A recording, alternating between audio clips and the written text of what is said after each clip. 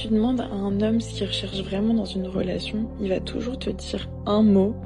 Et ce mot ressort à chaque fois, peu importe son âge, peu importe sa situation, la loyauté. Et en fait, la loyauté, c'est pas la fidélité, c'est encore plus fort que ça. La loyauté, c'est si je me montre vulnérable devant toi, est-ce que tu resteras toujours? Est-ce que si je perds ce que j'ai aujourd'hui, tu resteras toujours? Est-ce que tu seras à mes côtés, même si tout le monde est contre moi? C'est une confiance aveugle dans le soutien que toi tu vas lui porter. C'est ça qu'ils entendent par loyauté. Quand il s'agit des hommes, si je peux vous donner un conseil, un seul, et limite après tu peux te désabonner si tu le souhaites, c'est de toujours choisir le gentil garçon.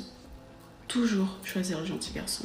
Et je ne parle pas de celui qui est ennuyeux, celui qui est fade, celui pour qui tu n'éprouves absolument rien.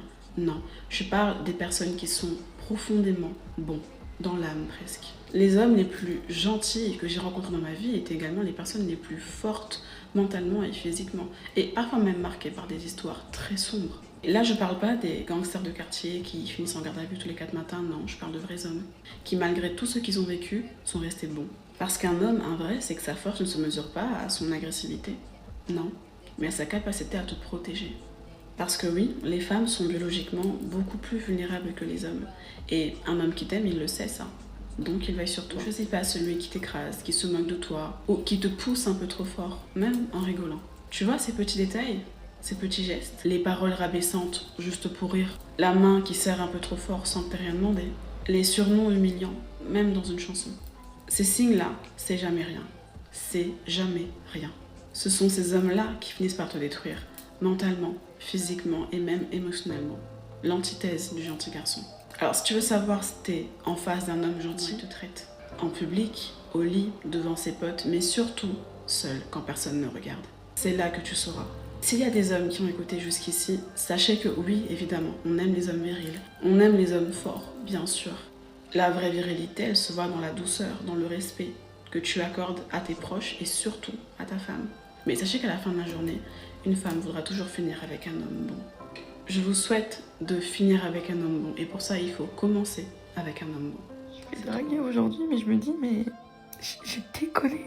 À quel moment ils se sont dit dans leur tête, tiens, elle est approchable, on va aller la voir. C'est pas du tout ce que je veux vivre dans ma tête. Non mais là, j'ai déconné. Mon objectif, c'est juste qu'ils aient peur de moi. Je souris le moins possible. En plus, c'était même pas.